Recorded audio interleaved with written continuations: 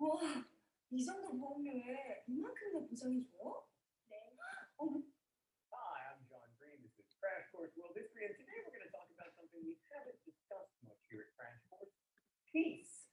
Peaceful, non-violent protest. Mr. Green, finally an episode where no one gets killed. Some people are going to get killed in the past. Sadly, peaceful, non-violent protest is often just peaceful on the one side. So we talked a lot about war this year on Crash Course, how it shapes civilizations and nation states, and it's easy to assume that humans are kind of naturally violent and prone to fighting. And in recent human history, especially during the 20th century, we got scarily good at waging war, right? There were, of course, the 2 world wars, but there were also many other very destructive, smaller wars, and we can't forget that there were also genocides. But one of the most remarkable and often unnoticed aspects of the 20th century is the incredible number of peace, nonviolence, and anti-war movements. Like, we know about Gandhi, but what makes the 20th century unique in history is that Gandhi wasn't unique. There was actually a surprisingly large number of peace and nonviolence movements that were occurring all around the world. So in this episode, we're going to talk a little bit about the nonviolent heavy hitters like Martin Luther King and Gandhi. I guess I should say the heavy non-hitters, because, you know, they were nonviolent. But they were by no means the only ones.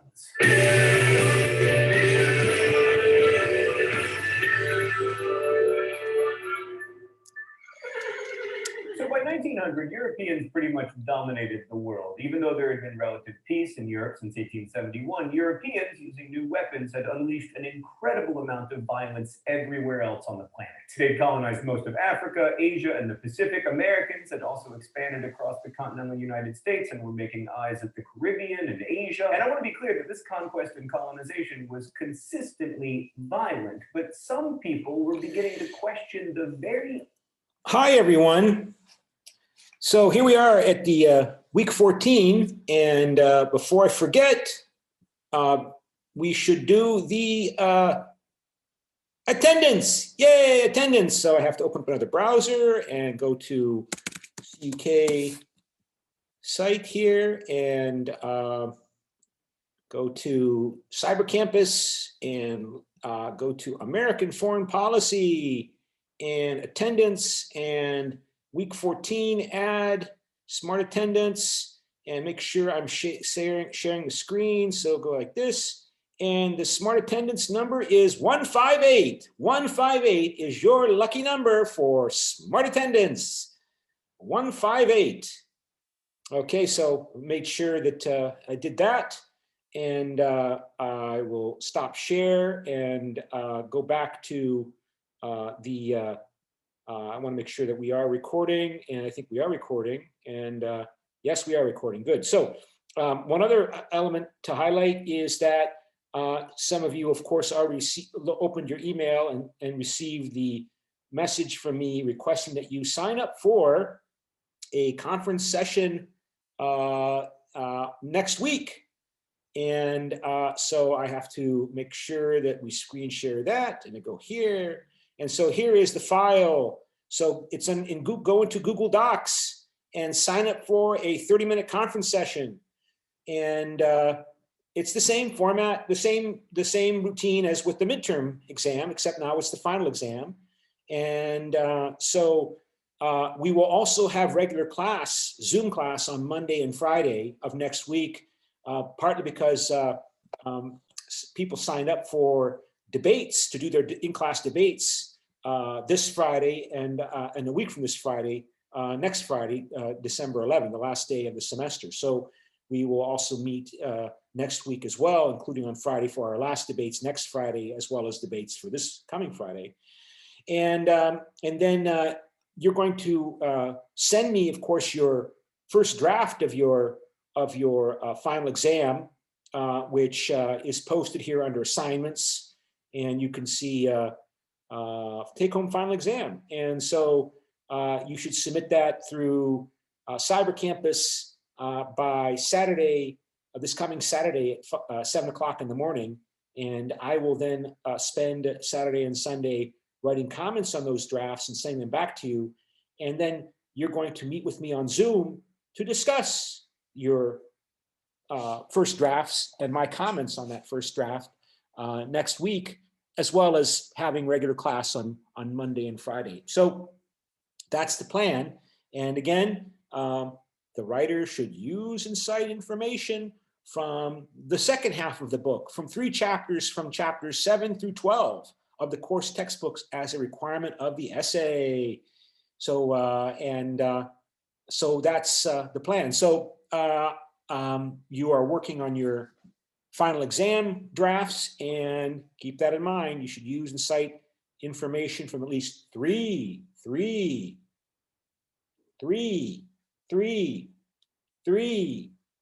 chapters from chapters 7 through 12 of the course textbook as a requirement of the essay.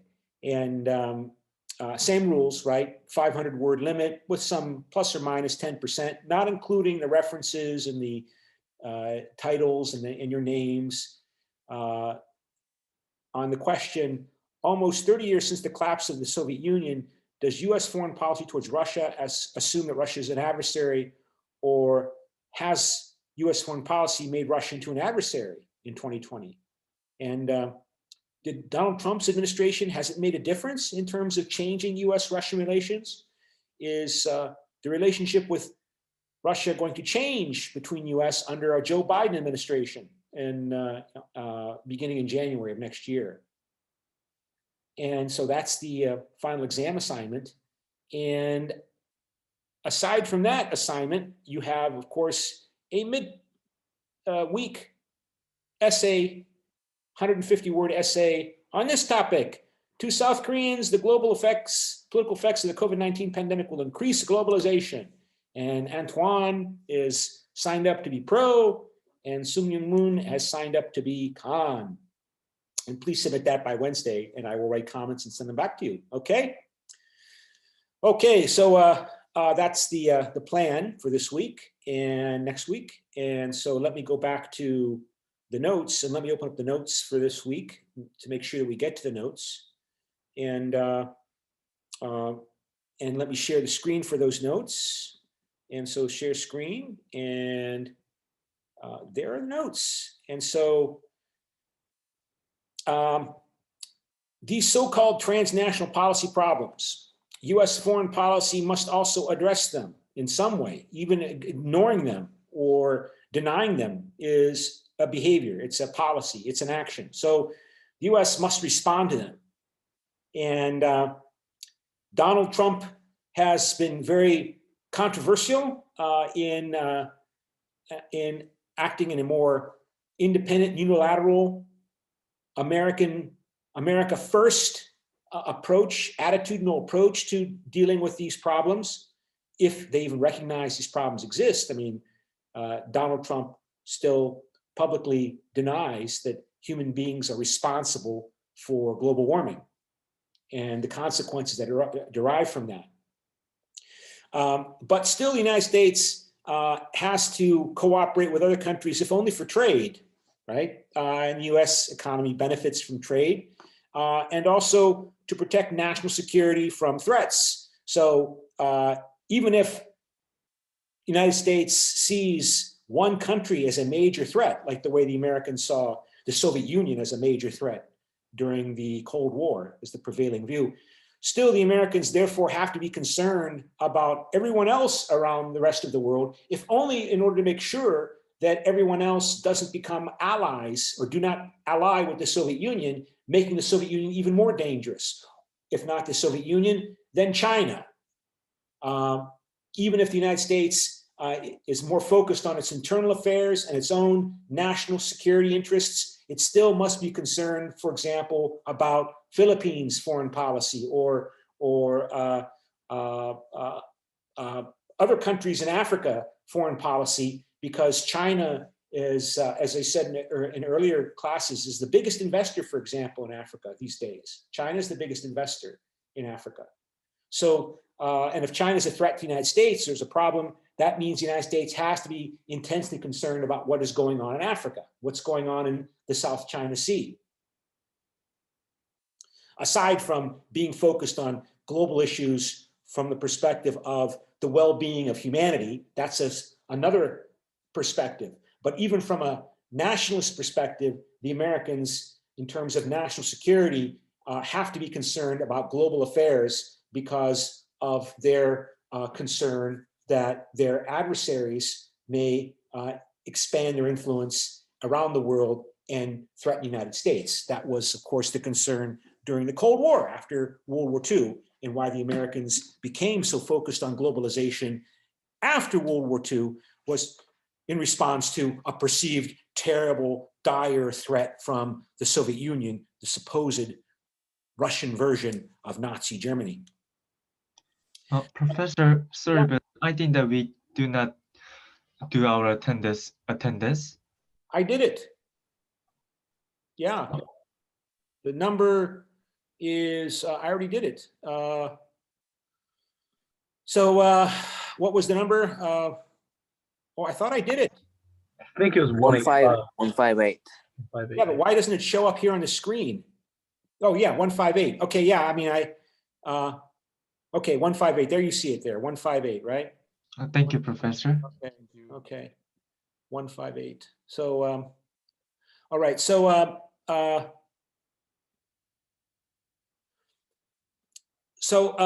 taking the point of view of looking at these transnational problems from a global well-being perspective, then let's see, I have to restart the share here, screen share. We have to look at them from the point of view of, we can look at them in the book from the point of view of threats to the global commons. So what the global commons is global resources that we all use, and because we're all using them as much as we can as individuals or as individual countries, the total amount of these global commodities or global resources is under terrible threat, and it risks disappearing if we do not regulate our individual exploitation of these global resources, these global commons. This comes from a problem in economics, right? In economics and political science, international relations, for good or bad, as a field in political science, has been strongly influenced by economics and the field of economics, the science of the social science of economics. The tragedy of the commons refers to how in medieval villages in Europe and elsewhere, there was the village where people lived, and each of these peasants in the village had a cow, right? And they each had their own land that they farmed and raised their crops on to feed themselves, and if they had any left over, maybe to sell. And then there were the commons areas outside of the village where there was grass, right? There was grass, and nobody owned that land. Nobody owned that grassland, that pasture land for their cows and sheep. So they would freely have their cows and sheep use that free grass, that open grassland around the village, and try to make as much wealth as they possibly can by getting more cows and more sheep for each individual to exploit this supposedly free grass pasture land around the village. And they're all acting from the economics perspective. All of those peasants are acting in an economically rational model. They're acting in an economically rational fashion, right? You have these resources, you want to benefit and prosper as much as you can as an individual, so exploit the resources. The result is if everybody does that in the village, then eventually the pasture land disappears because everybody's overusing it. There is no more pasture land. So everybody exploits the pasture land to the point that the pasture land disappears because it's been overgrazed, overused by all of the cows and sheep,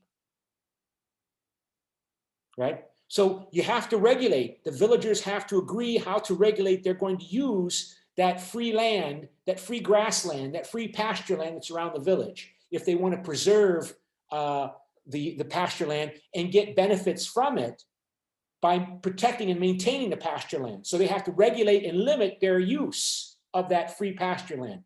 So that's the tragedy of the commons. If people act on individual rational economic benefit basis, the result can be that everybody suffers in the long term to their own economic individual cost. So there's a paradox, and it's a tragedy. So there's a global commons, not pasture land, not grassland for cows. The global commons is the fragile economic ecosystem that sustains the Earth's plant and animal life. So everybody is burning their coal, everybody's burning their oil, everybody's burning their natural gas, everybody's burning their fossil fuels to supply their national economy of the national economy of Russia, the national economy of China, or the national economy of the United States. And doing so freely, expelling their pollution into the atmosphere, the global atmosphere, having it blow around the whole planet, having it cover the whole planet. And the result is that everybody risks a catastrophic collapse of the global economic ecosystem that we all need to protect if we want to maintain our long-term individual economic wealth and well-being and prosperity for our nation and for ourselves.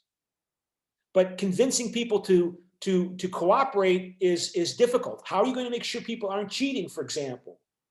How are you going to make sure that some peasant in the medieval village is not taking his cows out at, say, 3 o'clock in the morning to graze the land while nobody's can see him eating too much of the grass, when they all agree that nobody would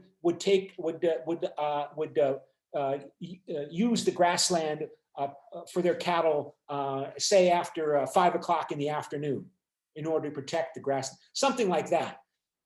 It's difficult to get countries to cooperate, to make sacrifices on their immediate individual pursuit of profit for the long-term benefit of them and everybody else, and them as well. So, the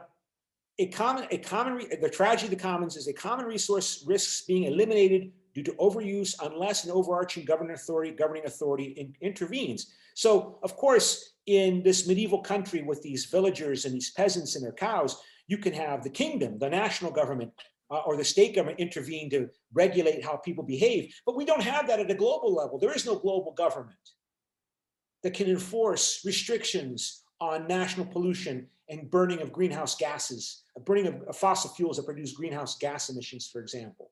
So how do you regulate this process? How do we do it without a national government? Same is true with regard to global ecosystem issues regarding not just regulating the burning of fossil fuels, but the elimination of the tropical jungle forests, rainforests in South America and Africa, which are very important for replenishing the oxygen in the world atmosphere that you and I breathe, long far away from the Amazon rainforest, from Brazil, or where most of the Amazon rainforest is located in Brazil. Brazil people, the Brazilians, they want to develop their economy. There's tremendous poverty in Brazil. People want to make a better life for themselves and their children. They want to cut down the rainforest and replace it with pasture land for cattle to raise beef, to sell to China or Korea or America. Not just have it as tropical rainforest that nobody's using for agriculture. Use it for agriculture. That's their demand, their desire. And for these poor people that don't have anything, they can go into the Amazon and get this land and use this land and make a better future for themselves and their children. So how do we persuade Brazil to regulate and stop and use the police and the army to stop people from illegally burning down the rainforests that they're trying to make into pasture land for cattle or farms for soybeans to sell to China and other countries that have a big demand for commodity crops like soybeans. This concern with transnational affairs and transnational policy problems, that emerged along with the environmental movement, again, from these social movements that we talked briefly about in the previous chapter on social movements and interest groups and their impact on foreign policy, right? So there has been a global environmental movement in US and also in other countries like France and elsewhere, encouraged by the European Union, that grew out of this environmental protection movement that emerged as a national policy issue in the 1960s and 70s in the United States and elsewhere.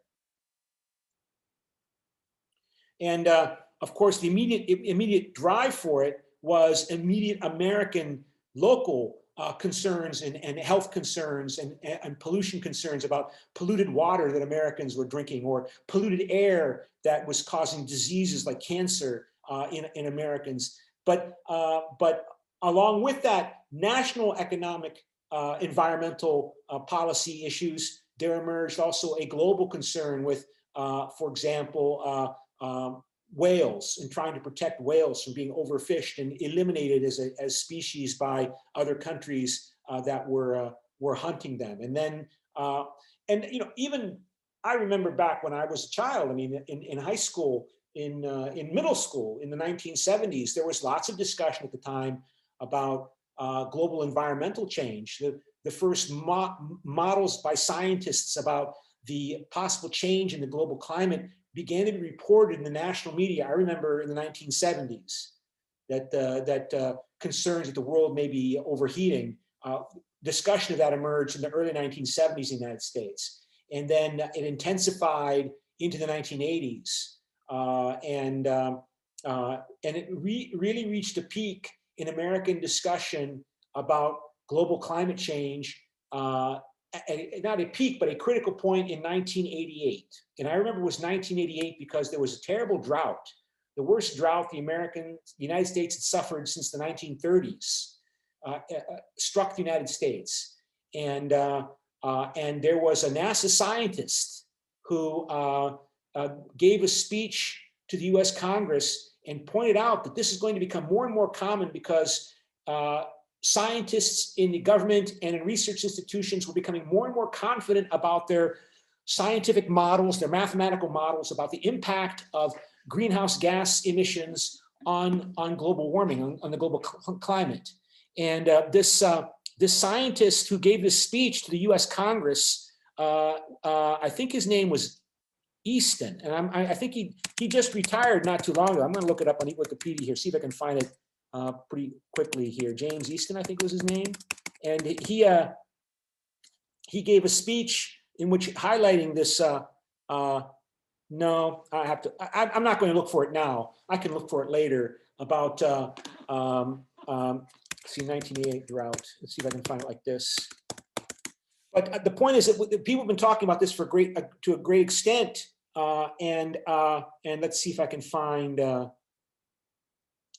Yeah, I'm not going to be able to find the man's name, but he was a scientist who put himself out there in the U.S. government. He just retired not too long ago, highlighting the impact of this drought on the United States and the world, this 1988-1989 North American drought. And but I don't see that person's name doesn't come up here, who highlighted this, the causes of this. And but is that it? No, I'll look for it some other point. But this is when this global warming topic again reemerged as a global topic of concern in terms of national debate in the United States with this event over 30 years ago. Okay, so let's go back to the notes here, and I have to restart the screen share, and we go here.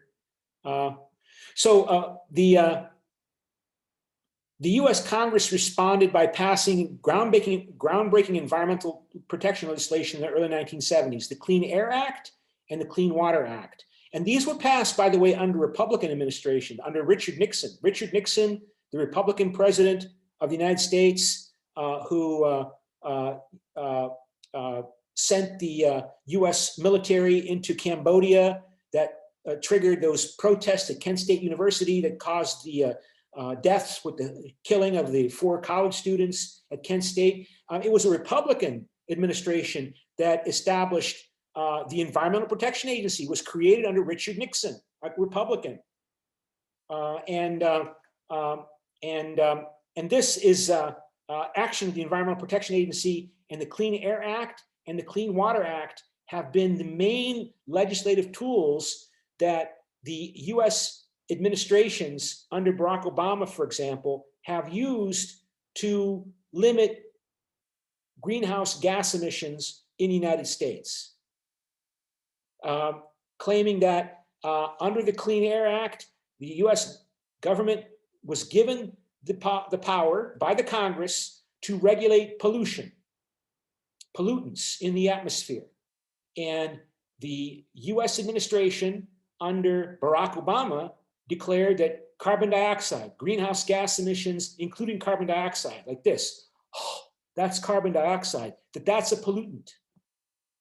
And so the Environmental Protection Agency can limit that pollutant, that pollution, that pollutant into the atmosphere without asking for more power from the US Congress to limit carbon dioxide as a greenhouse gas emission.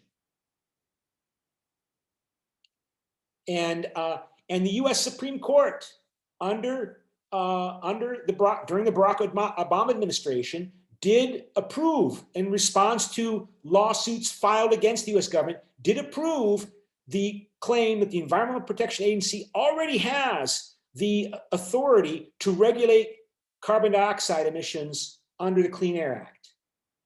Now, keep in mind, that's an important issue because there's a large section, a significant part of the American economy is related to fossil fuels, drilling for oil, processing the oil into gasoline and to fuel, natural gas, coal. Thousands, hundreds of thousands of people work, maybe even more than hundreds of thousands of people work in the oil and gas and coal industries. And so they have tremendous amounts of political support in US Congress, among their Congress people, representatives coming from those states like Oklahoma and Texas, but not only Oklahoma and Texas, but they're the most famous two states for oil and gas production, who do not want more restrictions on oil and fuel, oil and gas and coal industry.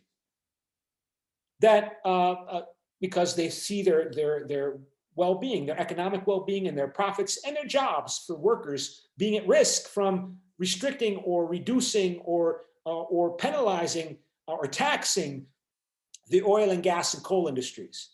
So trying to get additional legislation through the US Congress to act to reduce American greenhouse gas emissions is going to be extremely difficult. And it may not be possible. We're waiting to see the outcome of elections in January 5th of next year for 2 Senate seats in the state of Georgia.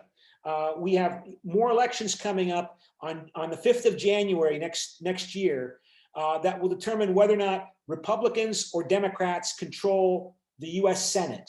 And if the Republicans win one of those 2 seats, the Republicans will continue to control the US Senate, even as the Democrats control the House of Representatives.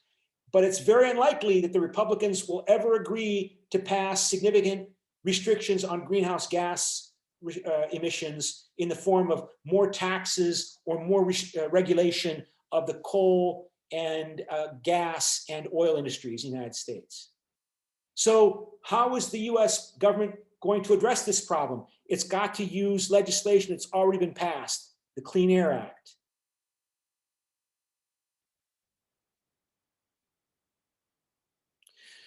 Could the Republicans in the United States Senate of the US Congress change their minds and become enlightened advocates for reforming the US economy to make it carbon neutral by 20 years from now, 2040?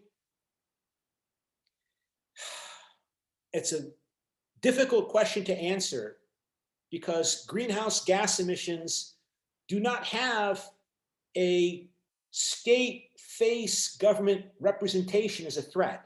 You could get Democrats and Republicans during the Cold War to unify behind the supposed threat from the Soviet Union, from Moscow, from the communists in Moscow, to unify Democrats and Republicans in the United States for years in the consensus, the post-war consensus that Cook describes in the book, to devote the resources, spend the money, fight the wars in Korea and Vietnam, at least at the start of the Vietnam War, to contain communism, right?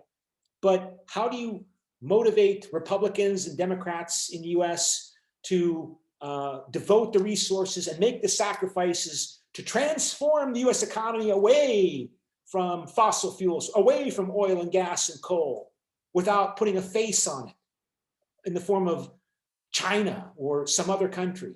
And I don't know how it will be done. China is being very active in trying to convince the world that it wants to be a leader in transforming economies, national economies around the world, into sustainable development, green, renewable energies. That it will also, even though it's still a poor country and it's the biggest emitter of fossil fuels, it's still a poor country and it's burning lots of coal. But Xi Jinping just made that statement that China will become carbon neutral by 2060 in 40 years from now.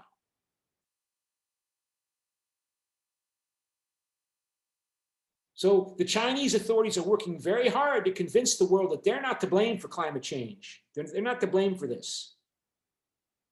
Joe Biden is now saying that he wants to rejoin the 2015 Paris Accord, but his ability to act is going to be probably limited to the reliance upon the Environmental Protection Agency, reinstituting the kind of restrictions that Barack Obama administration had put on against coal-fired electricity generation plants, requiring the car industry, the automobile industry in the United States to increase the fuel efficiency of their cars that they're selling to buyers. But that is, in the view of many environmentalists, is not going to be sufficient, not anywhere near sufficient to deal with these problems. Let me show you, for example, what's appeared in the media since the election of Joe Biden as president-elect. Here's an editorial that appeared, as I told you, in the most influential news source in the United States, the New York Times. And it's this person, I don't know who this person is, Lydia Millett. It describes her at the bottom as Lydia Millett is a novelist and the chief editor at the Center for Biological Diversity in Tucson, Arizona, another think tank, one of the think tanks, one of the thousands of think tanks in the United States, and is the author most recently of a children's Bible, whatever that is. This person has an editorial in the New York Times. The New York Times published just a couple of days ago. There is no middle path when it comes to the climate emergency. Look, she starts off, only big steps will save Earth. Save Earth! Ah! First, a sigh of relief. We elected a president who actually believes in government, who's made John Kerry, the former Secretary of State under Barack Obama, a serious diplomat, his climate czar. His climate czar. And put him on the National Security Council, recognizing, as our military has for years, that an unstable climate is a matter of war and peace.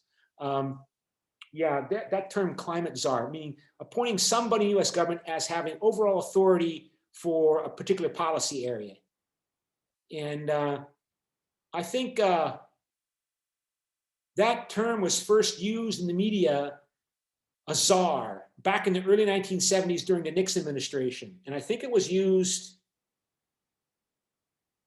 to deal with the first oil emergency, oil shocks during the 1973 Arab-Israeli War, that Nixon appointed an energy czar to deal with the threat to American oil supplies when the Arabs put an oil embargo on any country supporting Israel, including on America and Israel. And the result was that the price of oil in the United States in the early 1970s quadrupled in price, increased 4 times in price.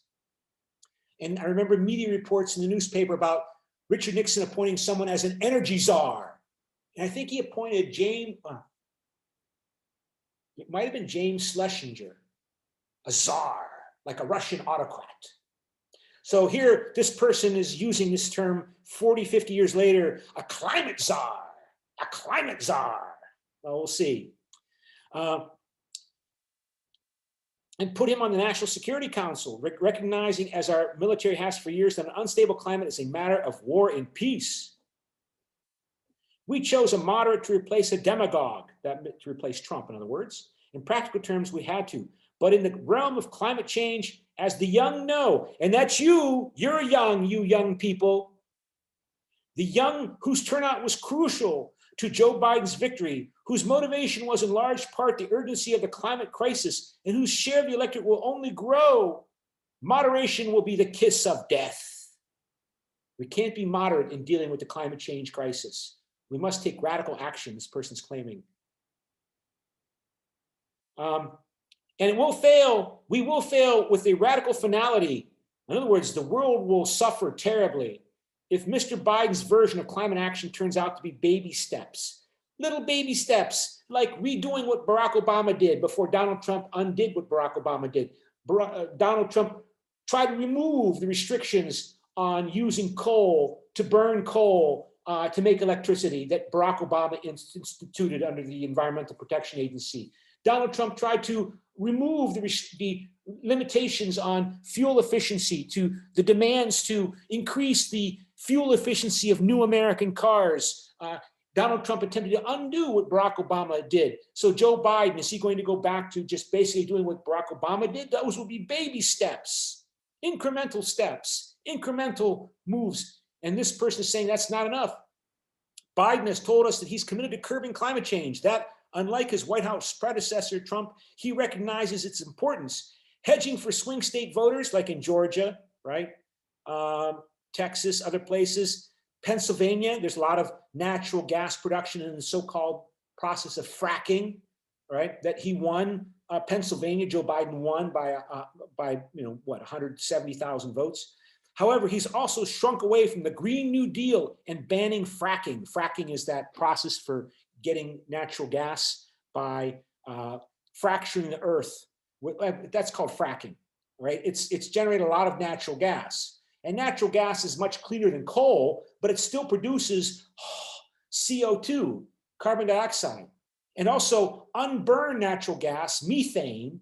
Natural gas is methane. It's a terrible greenhouse gas. It goes away after about 30 years, it disintegrates, but while it's there, it's much, much more intense as a greenhouse gas than even CO2, carbon dioxide. And when you drill for natural gas, lots of it seeps out, natural gas seeps out from the wells into the atmosphere. So in other words, gas is not a solution. Natural gas is not the solution. As some people have advocated it, it's 50% less polluting than coal. It's still not anywhere near a solution. But the election is over, and now weak milquetoast maneuvers will condemn the coming generations. That's you, as surely as climate denial would. A miss is as good as a mile. Biden cannot succeed by accommodationist, that means baby step, incrementalist reforms, aimed at pleasing the corporate establishment. He can succeed only through heroic measures. Like the Avengers, heroic measures, radical measures. Remember, does the future belong to China or does the future belong to the United States leadership? Chinese leadership or American leadership? Can the American president undertake these heroic measures? For our grandchildren and his, for all those who follow us on this earth, along with the insects that pollinate our crops, the beasts that roam the melting Arctic, like the polar bears, right? With the ice melting, polar bears are going to die. The coral reefs off Australia that are swiftly bleaching into oblivion. The next 4 years are crucial. Mr. Biden's climate policy will either save the young or consign them to a bleak and terrifying future. That's you, young people, you. Science gives us 10 years to make a large-scale transition to renewable energy, renewables, solar, wind, energy, right? And 20 years to get to zero carbon. In other words, 20 years by which we emit no more net carbon, CO2, greenhouse gas emissions into the atmosphere. We might emit some, but we take a lot out, so it's zero in some. 20 years from today, she says, to have a chance of keeping warming of the planet to 1.5 degrees Celsius, just this side of the apocalypse zone. She's saying that if it goes beyond 1.5 degrees, the impact on the climate and the weather, more horrible hurricanes, more terrible droughts, more terrible flooding, rising sea levels from melting Arctic and Antarctic ice, from polar ice melting that will raise sea levels and flood the shore cities where hundreds of millions of people still live along the sea front. That's what the apocalypse means. Mr. Biden's current climate plan won't get us there fast enough. As the youth climate movement shows, and again, this had its roots in the 1960s and 70s, those alternative social movements we talked about in class, the green environmental movements. Through Sunrise, Zero Hour, Extinction Rebellion, and many other green energy and environmental justice grassroots groups, social movements. Bound up in the drive for action, the will for transformation is growing. Is it transformation? Is this will for transformation growing amongst you, young people? You in this class? Antoine? Mavis? Melis? What about Sung Jung Moon? Naraki? Is this will for transformation growing amongst you since you're the young people? Rising up from beneath our arms. Yes, yes, that's what I want to hear. Yes, yes. Rising up from beneath our arms, which should have been sheltering them. We have abandoned you, we old people. We should have been protecting you. But we're not doing our job. And you, the youth, must rise up and save the world. So she goes on, in colleges, high schools, even grade schools across the country globe, the children are struggling to lead us, like Greta Thunberg, right? Greta Thunberg, is that how you pronounce her name?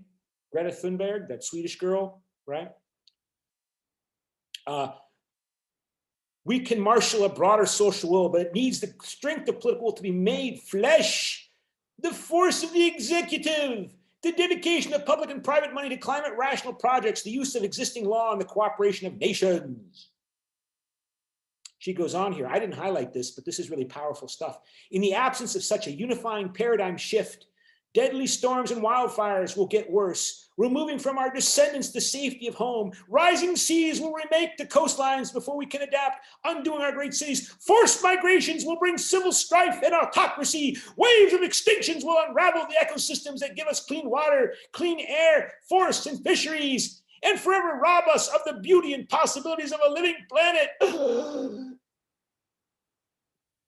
Congress and the entrenched private interests behind it has proved too spineless. You know, this is the spine. Doesn't have spine, doesn't know what to do, doesn't have the will to tackle this singularly universal threat. Only this president now has the power, Biden, to lead with enough strength to push our country and the other two largest emitters, China and India, to zero emission carbon by 2040. He can do this by recasting his climate plan to hit emissions reduction targets, not by mid-century, but much sooner, by creating millions of jobs in green energy, like building new kinds of jobs and new industries to replace the oil and gas and coal industry jobs, building in transportation, in energy justice, sustainable agriculture, bulgogi bad, healthcare, and education. By executive order and other available means, he can declare a climate emergency, keep fossil fuels in the ground, both offshore and on, stop their export and infrastructure build out, direct cabinet departments to shift subsidies to clean energy, and use the Clean Air Act. Yay, the Clean Air Act, woo, the Clean Air Act, right? To cap greenhouse gas emissions. That would be a start. There is no interest group that will not be permanently devastated by a ruined climate, rich or poor, Black, Native, Latino, or white, Democrat or Republican. If I were Joe Biden, a paragon of centrist decency compared with Donald Trump, but no one's warrior king, at least so far, referring to Joe Biden, I'd seize this moment for what it is, the possibility of an extraordinary redemption, not to cave to mediocrity and compromise and damn the ones who come after, but to show a depth of honor and a fighting spirit that will never be forgotten. Rise up and save us, Mr. Biden, not in the vague tomorrow, but today. So, respond to the following statement. The US will be carbon neutral or zero carbon emissions by 2040, in 20 years.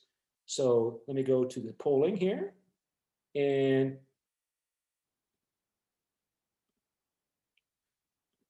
take the poll.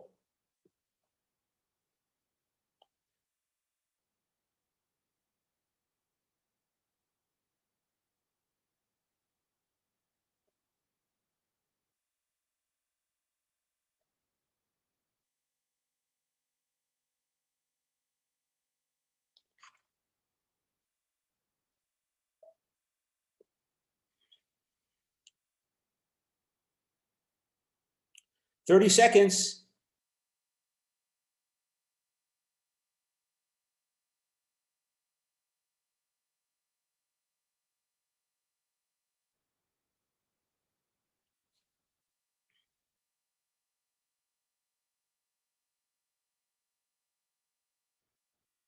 "10 seconds.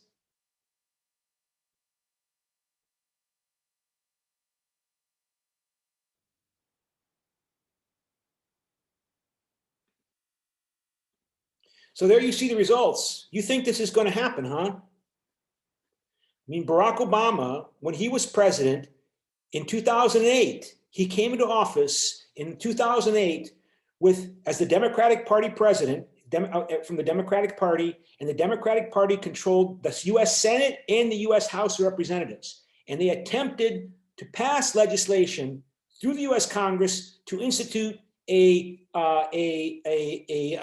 carbon tax system, whereby, like you have in Korea, I think you have it in Korea, and you have it in the European Union, and you have it in some parts of China, that companies can buy credits and buy and sell carbon credits to restrict their greenhouse gas emissions. So if you, it's a cap and trade, carbon cap and trade scheme. It's called carbon cap and trade. And I think I can find it here, carbon cap and trade. And Barack Obama attempted to emissions trading, right? See if I can find a nicer one than this, because this one's kind of weak. Carbon emission trading. Yeah, this one. Yeah, so let me share that screen. Share results. Sorry. So there you see the results. Okay. So there you see the results. Some of you think it's more likely than not. I don't know. But let me go back to screen share. And the Barack Obama administration attempted to get a carbon emission trading scheme through the US Congress, like you have already in South Korea. And let me see, South Korea, I think should be highlighted here. Yeah, well, I thought Korea had one already. No. But a carbon emissions trading scheme whereby companies would be taxed by their carbon emissions, and then they could trade with each other in order to buy the rights to emit more carbon, while a company would make money selling their emissions right, their emissions permission, their emissions allocation, and make profit for their shareholders by selling this emission product, this emission right to another company. And it would be a way to give economic incentives to companies to reduce their greenhouse gas emissions. And Barack Obama attempted to get it passed through the Congress in that short period of time, in 2008 to 2010, when the Democratic Party controlled both houses of Congress, and Barack Obama, of course, was a Democrat. And they couldn't get it through. It passed the House of Representatives, and they couldn't get it through the U.S. Senate, even though the Democrats controlled a majority of the seats on the Senate, because many of the Democrats believe that they're going to lose their re-election efforts if they voted in favor of carbon cap and trade. So now here we are, 12 years later, 2020, and Joe Biden is coming into office, and we don't know who is going to control the Senate yet. The expectation is that the Republicans will probably win one, if not probably both seats in Georgia, right? Let me see Georgia Senate elections, what comes up here, 2020. And yeah, here's the, yeah, it says you can screen share, but just to be careful, I want to make sure that you're able to see this. So this is where we're at right now. So this election is still ongoing, and the next election is on January 5th. And I don't think the Democrats are going to win. They're probably not going to win both. Even if they do win both, it'll be 50-50. If the Democrats win both of these Senate seats out of the state of Georgia, it will be, the US Senate will be 50% Republican and 50% Democrat. And so the vice president of the United States, the vice president, Kamala Harris, would be the tie-breaking vote if the Senate votes 50-50, half and half. But as I told you before, in 2010, I believe it was, Barack Obama attempted to get carbon emission restrictions legislation through the US Congress when the Democrats had a majority of the seats in the Senate, and it would not pass. It never passed. And then, of course, in the 2010 elections, the Republicans got control of the Senate, and it just died. The legislation never went forward again under Barack Obama, and certainly never under Donald Trump. So you think this is going to change now? That many Republicans in the United States will become aware of this terrible danger, and that they will change their mind, and they will recognize that this terrible threat is there, and that this is the special election. Yeah, this is the one, right? This is the runoff that's going on January 5th, right? And so, whereas the United States has become more and more polarized, conspiracy theories, alternative media, social media, feeding and supplying the propaganda that people wish to receive, that's called news, but it's not really news. It's more entertainment, living in reality where millions of Americans don't even believe that the coronavirus pandemic is for real. Millions and millions of Americans believe that Donald Trump lost the election through fraud, that Joe Biden stole the election in early this month. You believe in that kind of polarized political environment that the American government leadership will emerge to adopt far-reaching, even radical policies to transform the American economy through taxation incentives and regulation efforts and new Green New Deal programs to transform the US economy so it becomes carbon neutral by 2040, 20 years from now. That author of that editorial, she's calling for Joe Biden to declare something called what did she call it? Declare a climate emergency, whatever that is. No president's ever declared a climate emergency before. What is that? What's a climate emergency? Does that mean, and what if, of course, it's such a declaration that Joe Biden would then use to try to use the Environmental Protection Agency and all of the agencies and departments of the US government to enforce a green climate transformation of the economy of the US through regulation and taxation and punishments, through fines, for those groups that disobey. They will attempt to sue the US government in courts. They will attempt to sue the US government if it tries to do such things through the US federal court system, all the way up to the US Supreme Court. And maybe that's necessary. Maybe that's the future that we can imagine, in which Joe Biden accepts that we have to act. Human civilization is at a critical time in our history. We can't wait. I have to act, particularly if I can't get something through Congress. And that using the court system will be a way by which to mobilize and direct the American economy and its leaders to push them in this right direction, even as they're fighting and arguing through the US court system.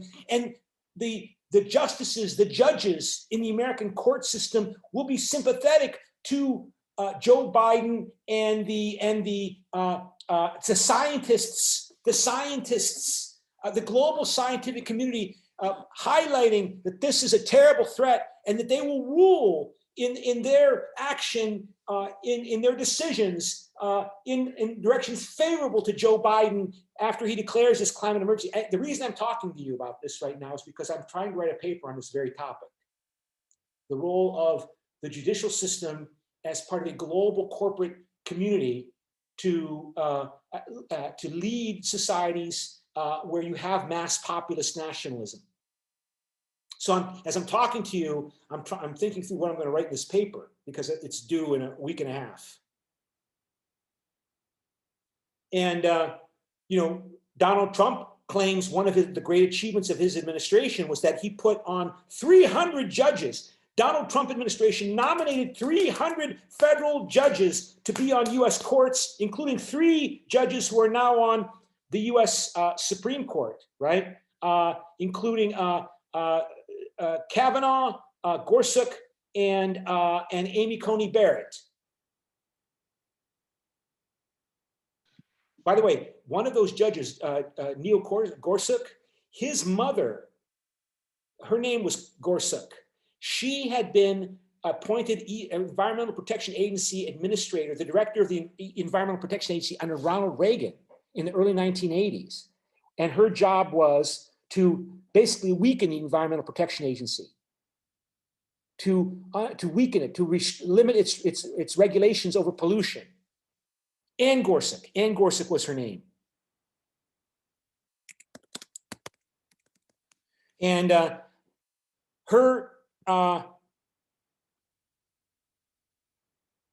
so I got a screen share. And she was put on by Ronald Reagan, also known as, was an American attorney and politician between 1981 and 83, while known as Ann M. Gorsuch. She served under President Ronald Reagan as the first female administrator of the Environmental Protection Agency. Her son is current Associate Justice of the Supreme Court, Neil Gorsuch, who Donald Trump appointed and was confirmed by the Republican-led Senate.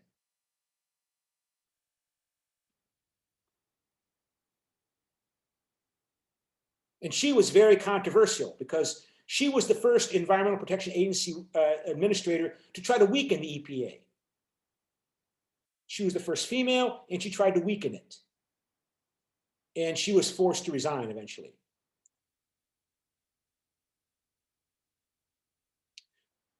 Yeah, she expressed pride in the downsizing done under her watch, the reduction of the role of the EPA, and frustration of the program backlogs and lack of staff. So this person is an example of the judges in the U.S. federal judicial system that Donald Trump nominated and have been approved. 300, the most ever by any president, have been nominated and approved by Donald Trump. So this person is going to accept the wisdom of the global scientific community and rule in favor of the Biden administration declaration of a climate emergency to support the role of the EPA, Environmental Protection Agency, the Interior Department, all of the agencies to act and move rapidly to move to a zero carbon emissions in 20 years. He is going to, and the others are going to, other judges are going to rule in Biden's favor.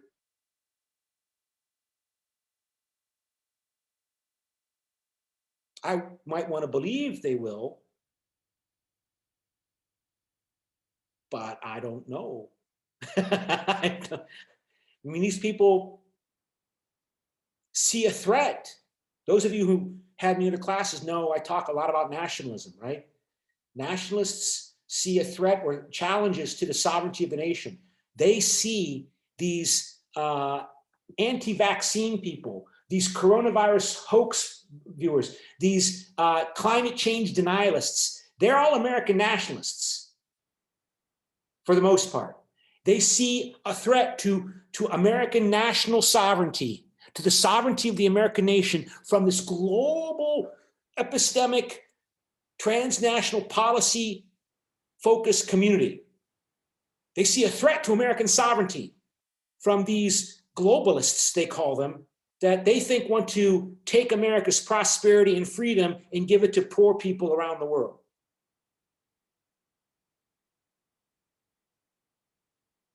The same people that deny global climate change, they deny that they tend to be skeptical about a coronavirus, and they tend to be skeptical about vaccines and see conspiracies. Donald Trump talks in those terms. And he nominated 300 judges. And they were approved by the Republican-led Senate. 300! They're going to support a Biden climate change emergency executive order declaration?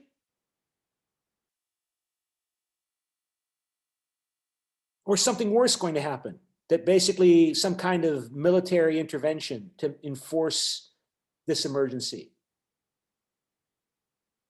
That's why we come back to a theme in this class through the whole semester. What is the meaning of the rise of China? You have a one-party dictatorship that when it wants to do something, it can do it the way they dealt with the coronavirus. What is the future of democracy in dealing with not just the pandemic, the coronavirus pandemic, but with global climate change? You really expect the Americans to take the lead on this? Or is it going to be China with the European Union? American exceptionalism might be a very big problem, a very big obstacle.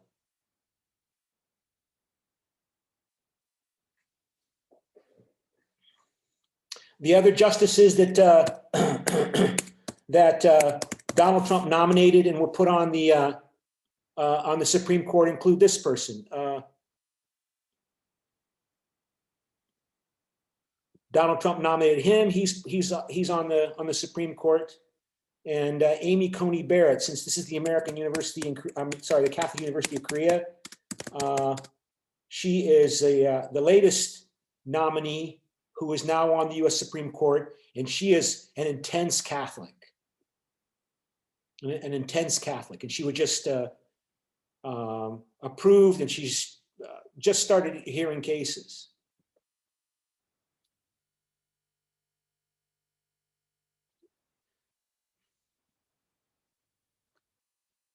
She was a professor at Notre Dame University. So we're at a critical time in the history of the planet.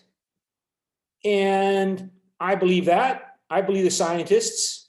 So are the Americans going to take the lead on this?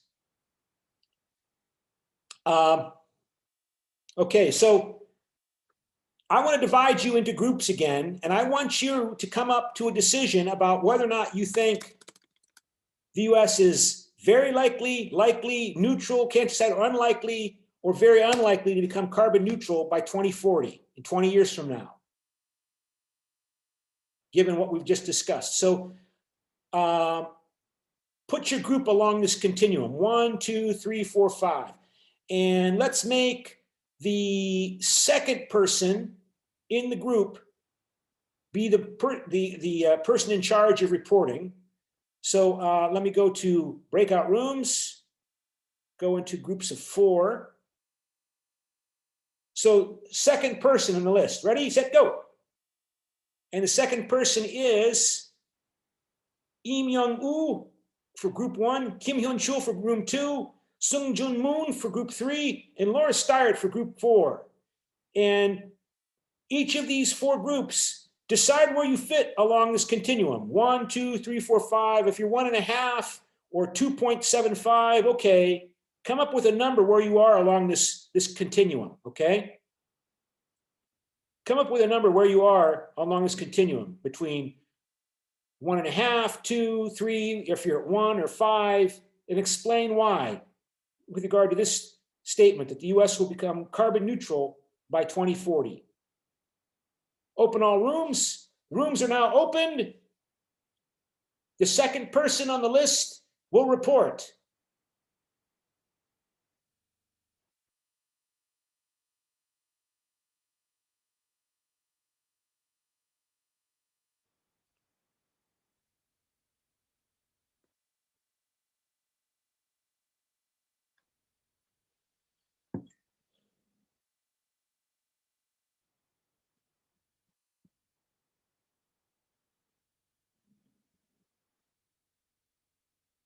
And once again, the question for your 4 groups is this. Please explain where your group stands with regard to these rankings and explain why your group is at where it's at. If you can't decide, you're a 3. Explain the logic or the political reasoning behind your expectation about whether or not the US will be carbon neutral in 20 years from now.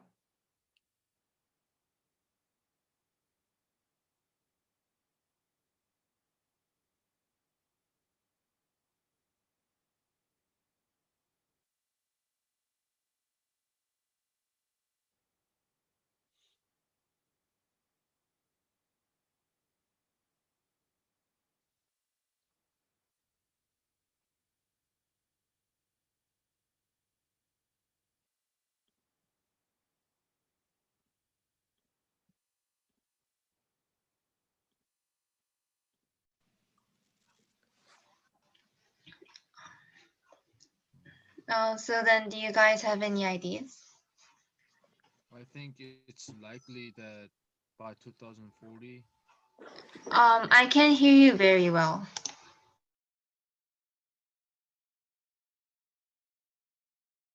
될 것 같은데 아직 저희 2명밖에 없죠.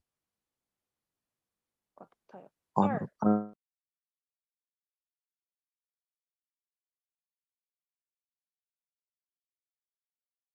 Amount of carbon dioxide emission Yeah. in the world. So, of course, they are trying to, of course, Reduce?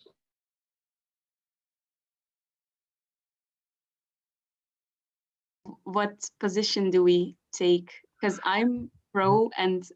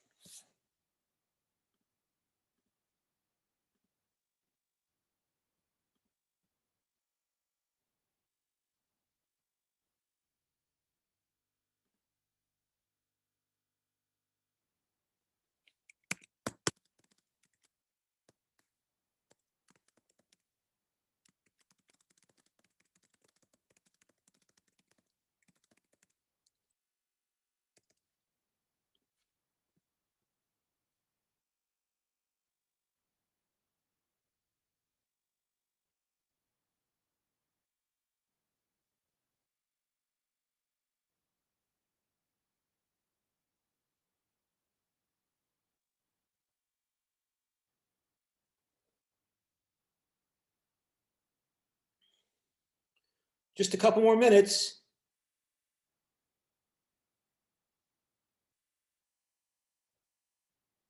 I see people leaving the room. So in other words, I get a sense that like group two is finished. So since group two is finished, we want to move on here. And I will close all rooms. You have 60 seconds.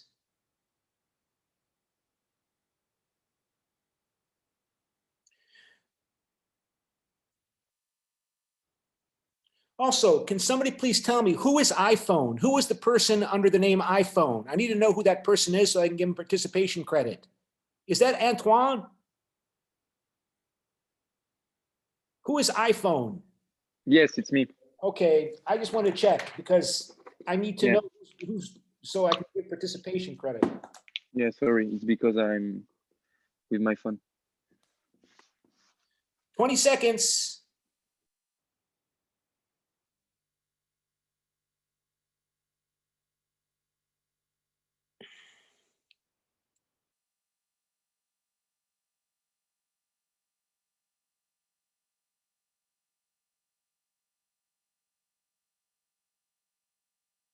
Okay, so I should use my coin here, flip a coin to decide who goes first. That's always fun.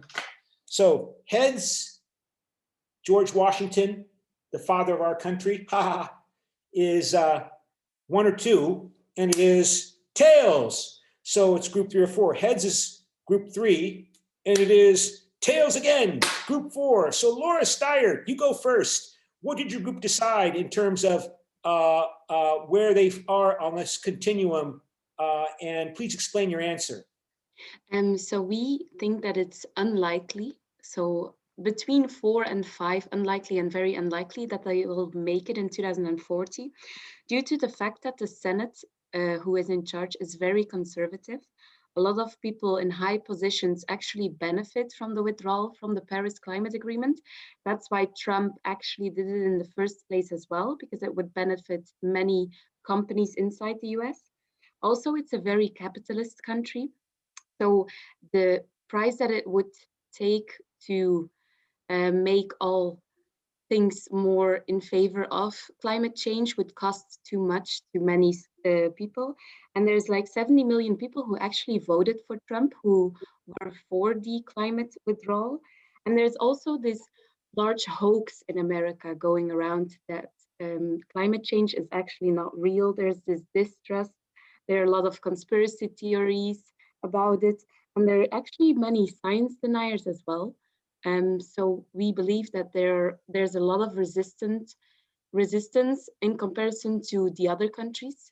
For example, China, who is one of the largest pollutioners, but the people are more coherent to their government, to the Americans.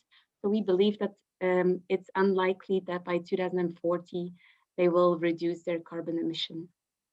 Well, do you think that the Chinese and the European Union will take a leadership on this issue to avert catastrophe? Do you think that even if the United States is not acting responsibly to protect the global commons, that the Europeans and the Chinese, and I assume the Indians and the Japanese and the Koreans and all the other countries will act responsibly and succeed in preventing global climate warming to not go beyond 1.5 degrees Celsius? Well, I think if they want to achieve that, the US will have to be on board. So I think China or the United Nations or Europe has to take some actions to pull them in the right direction. For example, with trade barriers put in place in exchange for effort into becoming carbon neutral. Because the US is the second largest emissioner, so they will need them on board. But for that to do so, I think they'll have to convince many people who are against it. So you see a future scenario in which the Chinese and the Europeans and the Japanese put tariff sanctions on American imports because the Americans are failing to restrict their greenhouse gas emissions in the production of their exports, like cars and other American products? Well, I think by trade barriers, you can punish a country the most, or at least have most influence on them. So I think they'll have to do some things to get them on board. And I think trade barriers are the largest possibility in that. You Europeans, do you really expect that the European Union will put trade sanctions on the United States for its failure to reduce its greenhouse gas emissions and producing cars for export to Europe and corn and crops and agricultural supplies to Europe? Can you imagine? I mean, that would seem to require, from my point of view, that the European Union would become a very strong actor, that it would have to develop a strong collective security capability separate from NATO.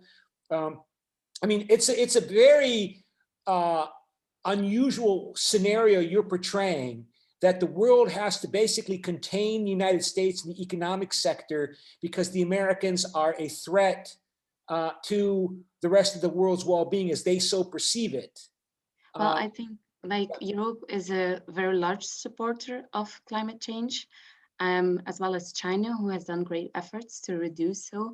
And I don't really know what other sanctions they can put in place. That's why I mentioned trade barriers, because that seemed like the most logical ones. But if there are other possibilities that are more likely or convenient, then I think they'll have to do it through sanctions as well. I mean, it's really intriguing to think up through this. I mean, in terms of, I mean, one option, of course, is just to deny that it's a problem and let each individual country respond or deal with the consequences of a warming climate. So rich countries like the United States, you know, supposedly they're better able to deal with rising sea levels and increased droughts and stronger hurricanes than poor countries like in Africa or South Asia. And I think that's impossible actually, to let each country just take care of themselves. I think there's only one planet and we live on the same one. And if, for example, in one country the sea level rises, there's this chance of large immigrations. And if they move to other countries, then it will cost them money as well. So it will have effect on everyone if large if bad things happen in one country. So I think we'll have to do this together, instead of saying like, oh, each country can have its own measurements in place against climate change. Oh, I don't deny, but I mean, don't you think that's an option, that the world will become more horrible, more violent? I mean, Donald Trump tried to build a wall across the border with Mexico. He's forcing people not to be allowed to come into the United States from Mexico to process their asylum claims, that they have to go back and live in squalid, dirty, violent camps and on the Mexican side of the border when they come to the United States and claim asylum. I mean, the suffering of people is already increasing. Not just the Americans, about the Europeans. There's articles I haven't shown you, but there was New York Times articles about this new European frontier guarding agency called Frontex. Frontex has looked the other way as the Greek Coast Guard has pushed asylum seekers in boats away from Greek waters and pushed them back across the sea to Turkey. Europeans can become more and more oblivious and unpleasant.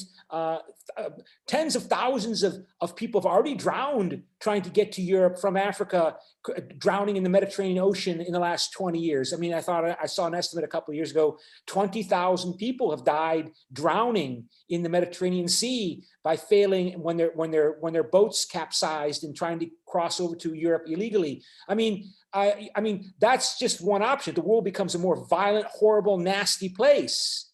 I think that's a large possibility, especially since it's, for example, if the United States does nothing against climate change, it isn't sure that they will be the ones who will feel the effects of climate change. So it could be that, for example, if the sea level rises, that it's the Netherlands that drowns first, for example, because most of the country's land is below the sea level, so they'll be the first to drown due to America, and that will cause a lot of anger, which will indeed cause a more violent world. And I think if one suffers because of the things that another does, then there will be some war, and I think that will be economically. Okay. Heads is group 1 or 2, and it is heads.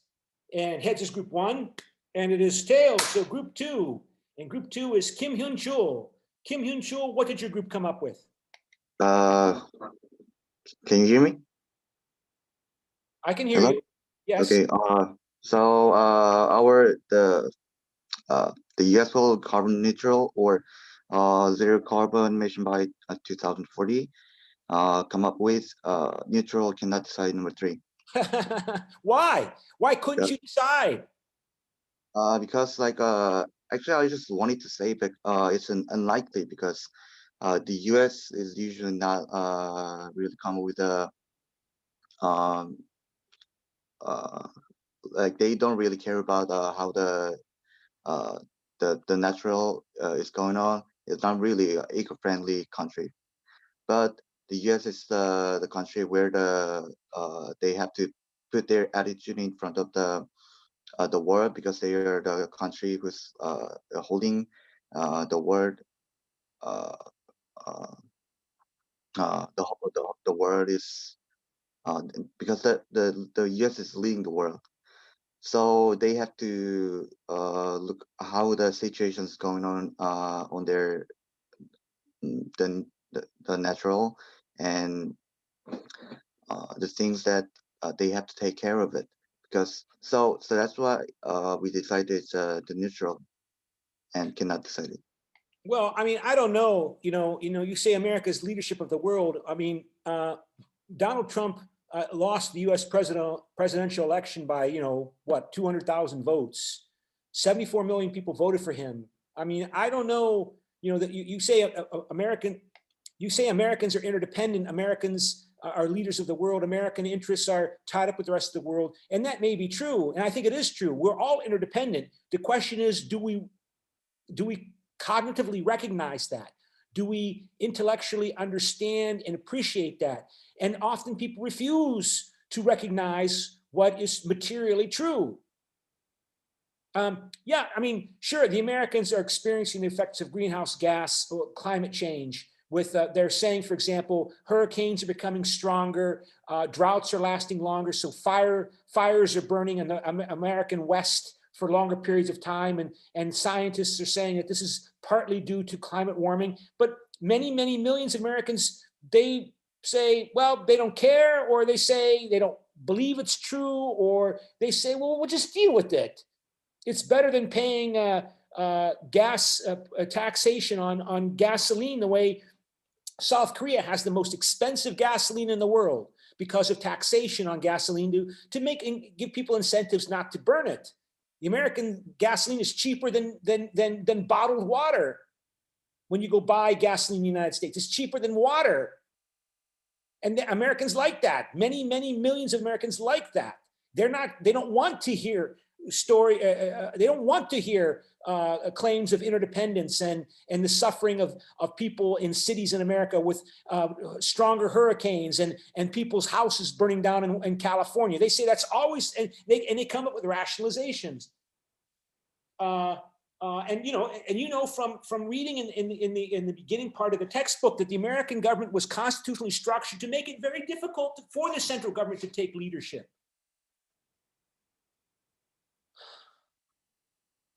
So I mean, it's just a fascinating issue to consider. The various scenarios that are going to play out here over the next, not 20 years, the next 1, 2, 3, 4 years. Starting with what everybody's now watching to see what will be the result of those special election runoff for senators in Georgia. There's 2 senators from Georgia. But I mean, the expectation is that the Republicans are probably going to win both of those seats. And so the Democrats will not even have a majority in the Senate. But people say that's overblown. If it's so close in terms of you're not going to have effective US government leadership unless the Republicans and the Democrats to some degree share a consensus, like they did during the Cold War against the Soviet Union. And are the Republicans going to change their minds now that Donald Trump is no longer president? Donald Trump is not going away. He's still there. They're already talking about him running again for re-election in 2024. Or will he be destroyed over the next couple of years by lawsuits, by investigations into his practices, into his business practices before he became president? They undermine him so much that he will look like a clown, and the Republican Party will become more of a globalist-oriented organization like it used to be prior to at least prior to the end of the Cold War.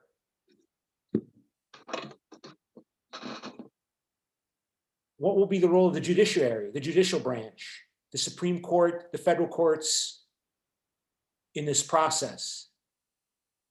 These are all critical issues, fascinating issues. Okay, and so that was group 2 and group 4. Heads is group 1.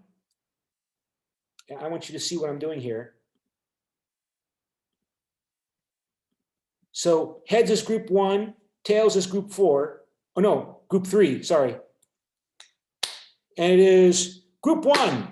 So Lee Sang-moon, what did your group come up with? Lee Sang-moon. Sang-moon. Yeah. What did your group come up with? We think we talk about we think America likely to be carbon neutral because America should they have to consider the relation with EU, which are trading the carbon neutral emission. So, and if Biden become the next president, I think, and we partly agreed with, he should reply the supporting from his support groups. So.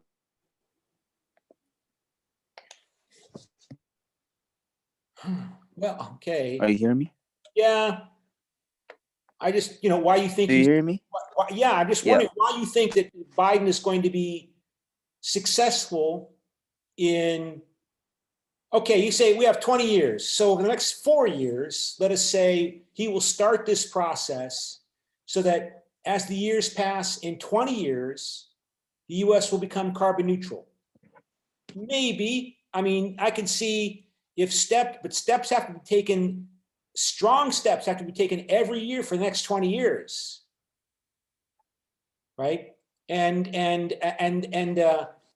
Donald Trump has to be prevented from winning re-election.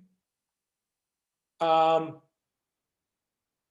mean, I'm just thinking about so many different scenarios into the future, over the next 20 years into the future, politically, what's going to happen in the US and around the whole planet.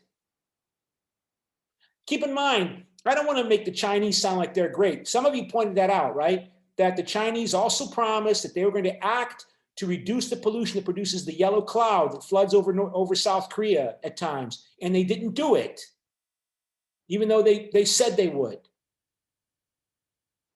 So are they going to really act strongly to reduce their greenhouse gas emissions? I mean, the pandemic, you can understand, that was affecting China directly. People getting infected, it was weakening their economy, of course. So they have more of a direct political pressure to control the coronavirus. But what is the direct political immediate pressure on the well-being of Chinese, immediate well-being on the Chinese to get rid of all their coal-fired plants, electricity plants? I mean, as of like 10 years ago, the report was that the Chinese were putting online 3 new coal-fired electricity generation plants every week as of several years ago. So they're going to stop doing that? What is the evidence? Supposedly they are making progress in reducing pollution in Beijing, which implies they're not burning as much coal. But if they're so concerned about pollution, why didn't they stop the yellow cloud? as some of you pointed out in your essays last week? Are they going to be different this time in dealing with CO2 emissions? They're still a poor country. Remember, that's their argument. We're still a developing country. We're still poor. You can't hold China to the same expectations as the United States. When you divide the size of our economy by 1.4 billion Chinese, we're still, a fraction, a small fraction of the wealth of the United States per person, per capita. So you can't, we're doing the best we can, but we're not a superpower, economic, technological superpower yet. Okay, let's go to Sung Jun Moon, group 3. What did your group come up with? Okay. Where do you fit? Where do you fit on the continuum?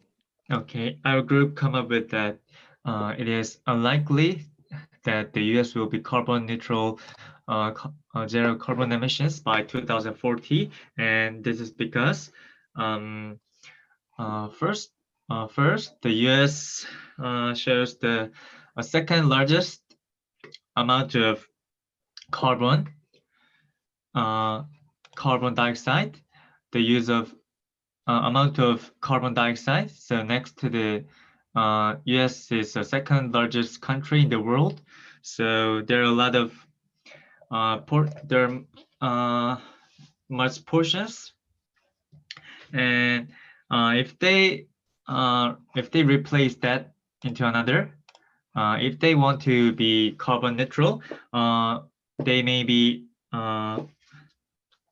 there may be something, they have to create something new energy or something that can replace the carbon, but it is hard to replace the carbon wholly, because there are a lot of factories and industries that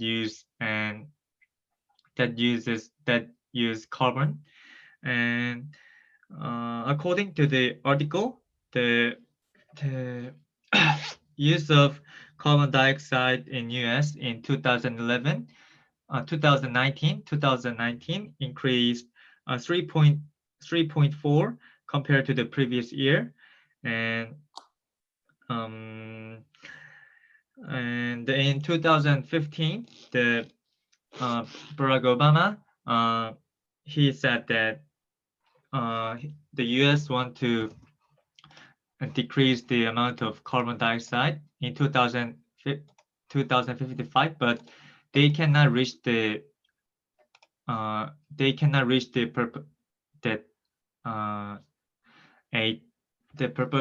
purpose yet. And of course, the Joe Biden compared to be that US will be carbon neutral by 2050, but we think that it is unlikely, and there are many impossibilities about it. Okay. Yeah, I mean, I'm thinking, one of Donald Trump's main allies is Jair Bolsonaro in Brazil. And they're also a center of this climate denial. They have the Amazon rainforest that they're burning, that he's allowing, by looking the other way, people to illegally burn down the forest to make more grazing land and agricultural land in the forest. And I've been thinking about this and what is going on in terms of North and South America, and it's got something I think to do. And one of the biggest sources of support for Jair Bolsonaro are evangelical Protestant Christian movements. Evangelical sectarian Protestant Christian movements are his biggest source of support, like they are for Donald Trump. And why? What's going on? This country, Brazil, was founded by a Catholic Portugal country. And Catholicism emphasizes hierarchy and corporate hierarchy more than Protestant sectarianism. And I'm thinking that part of the problem in North and South America is the legacy of slavery. that America and Brazil were founded by people who were focused on making money, as much money as you can for yourself as rapidly as you can. And if that required slavery, bringing over enslaved Africans or enslaving indigenous people, hey, why not? And so there's this radical individualism, this radical neoliberal individualism that is the essence of American exceptionalism, which is I don't really care about anybody else but myself and my family and my fellow believers in church. And that's different from Europe and Asia, where you have this strong corporatist tradition going back to strong feudal states where there was a hierarchy with the king at the top and the aristocracy or the yangban in Korean language below them, and this notion of a corporate organized hierarchical society with the state government at the top having the obligation to lead and coordinate the sections of society, all of them, peasants, workers, business people, army, together to lead this effort, so that you see a stronger European commitment to collaborate on dealing with climate change. But the American experience is one of rejecting the central government. And one of the issues that focuses that I'm working with and trying to write about is how is America going to overcome this legacy of radical neoliberal individualism, the American creed, according to Seymour Martin Lipset. And you saw during the Cold War, it focused on containment of the Soviet Union, national security. The Americans will tolerate government intervention in the economy to guide and direct it if it's necessary to make a strong military against a terrible perceived foreign threat, the Soviet Union. And I'm thinking that that's going to be the means by which, if there's going to be some kind of process by which the American government takes a leadership role in transforming the US economy, it's got to be articulated in terms of national security. And that means that the danger of that is that it leads to an interest to find an enemy, find somebody to blame, find a scapegoat, find an enemy. China, the Marxist-Leninist monster that Mike Pompeo called it a few days ago. He called China a Marxist-Leninist monster, the People's Republic of China. That's a quote. A Marxist-Leninist monster. That's the new, and Xi Jinping is the new Joseph Stalin. Trump's national security advisor said a few months ago that Xi Jinping is the new Stalin before the election.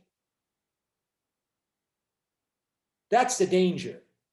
If the Americans are going to deal with these challenges, they need to find an enemy to give it a face, give it an image.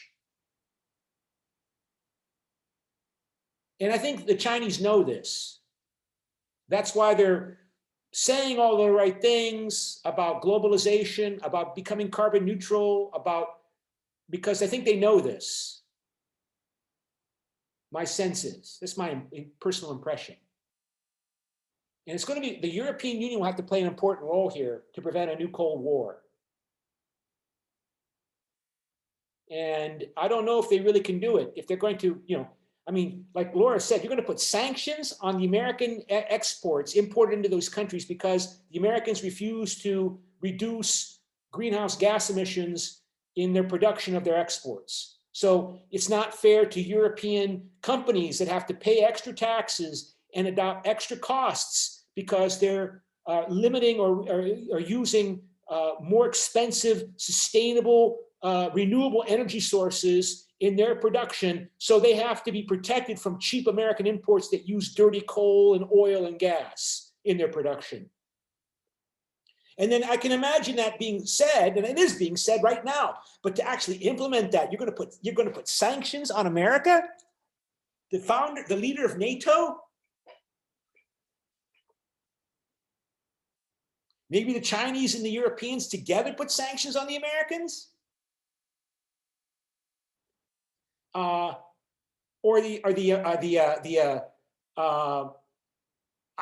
of the consequences I expect is you're going to see the European Union start to begin to talk much less about Chinese human rights violations inside China's borders. If they need China to cooperate, there's going to be less political imperative to talk about Chinese human rights abuses towards their people, the Uyghurs or the Tibetans and others. This is going to be very interesting, the next 4 years. Very interesting. Okay, and so let's go back to the notes in the time remaining here. And see those, I think those notes. I'm going to close that. Okay, so so U.S. foreign policy realists and political conservatives view multilateral pacts, in other words, treaties, to be threats to U.S. sovereignty, security, and prosperity. And those include the World Trade Organization Treaty, the North Atlantic Treaty Organization, other kinds of multilateral. Multilateral means many-sided, right? The U.S. government, and this is before Trump, right? Trump is the Trump administration was the culmination of these trends that had always been there and had been intensifying. It was George W. Bush administration that withdrew Bill Clinton's signature to the Kyoto Protocol that was signed in 1997 as a lead up to what became eventually the 2015 Paris Accords. The Kyoto Protocol was a Kyoto Japan meeting that agreed to cooperate, the countries of the world agreed to cooperate to reduce their greenhouse gas emissions in 1997, and US President Bill Clinton signed it, and then George W. Bush became president and took the name off. I mean, Trump is the culmination of these intensifying trends that have been there before Trump, long before he became president. The U.S. is the primary obstacle to a healthier global environment, according to deliberations of the 1992 Earth Summit in Brazil. This is not a coincidence. This Earth Summit, its so-called Earth Summit, met after the end of the Cold War. Okay, the Soviet Union, containment, the Cold War is done. Now we've got this problem, and I told you, people have been talking about greenhouse gas emissions and climate change for a long time. And this is the Earth Summit, which is formally called, let's see if I can find the notes here. Stop share and go to share screen and just a second. The UN Framework Convention on Climate Change. So let me see if I can find it here.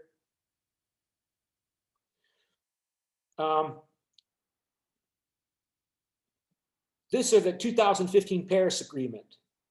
That was the countries were going to cooperate and coordinate and collaborate by reporting their efforts to reduce their greenhouse gas emissions. This built upon the Earth Summit as the culmination of that 1992 meeting of the United Nations Framework Convention on Addressing Climate Change. This is the 1992 Earth Summit in Rio.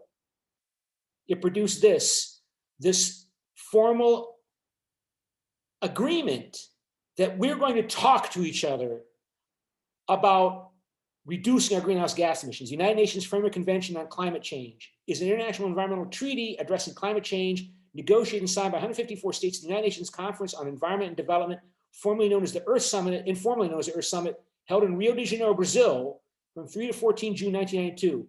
It established a secretariat headquartered in Bonn and entered into force in 1994. The Kyoto Protocol, which was signed in 1997 and which entered into force in 2005, was the first extension of the US UNFCCC.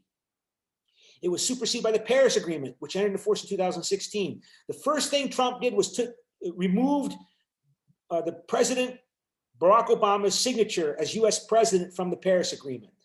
So Biden will come into office on January 20th, and the first thing he will do is put the US signature back on it. As of 2020, the UNFCCC has 197 signatory parties. It is the supreme decision-making body. The Conference of Parties meets annually to assess programs in dealing with climate change. So the Paris Agreement is formally the result of the 21st conference of the Conference of Parties of the UNFCCC. So there's a long history to this, going back to 1992.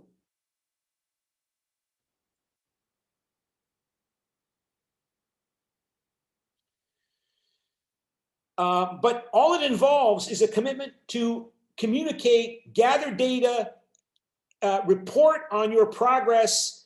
There is no punishment. There's no penalties for failing to meet the goals and the objectives set by the individual countries in terms of reducing their greenhouse gas emissions, other than they are named and shamed. That the world's saying, shame on you, America, shame on you, shame, shame, shame.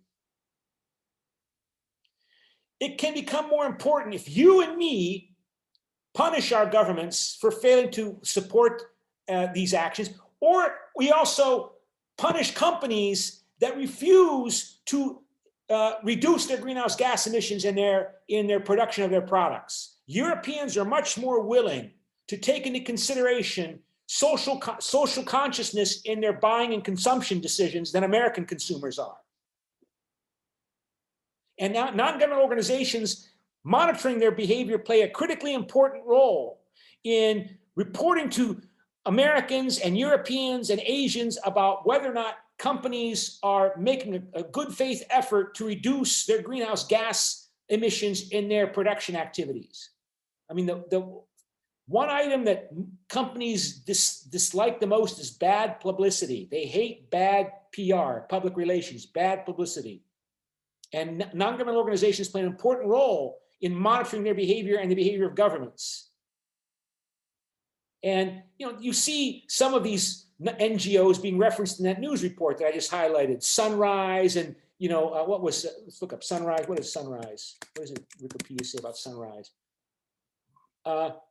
Disambiguation, Sunrise, other. I've never looked up, Sunrise Movement. Let's look up Sunrise Movement.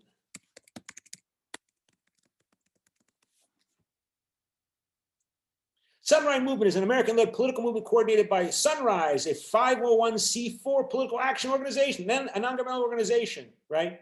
That was mentioned in that editorial. Or Extinction Rebellion.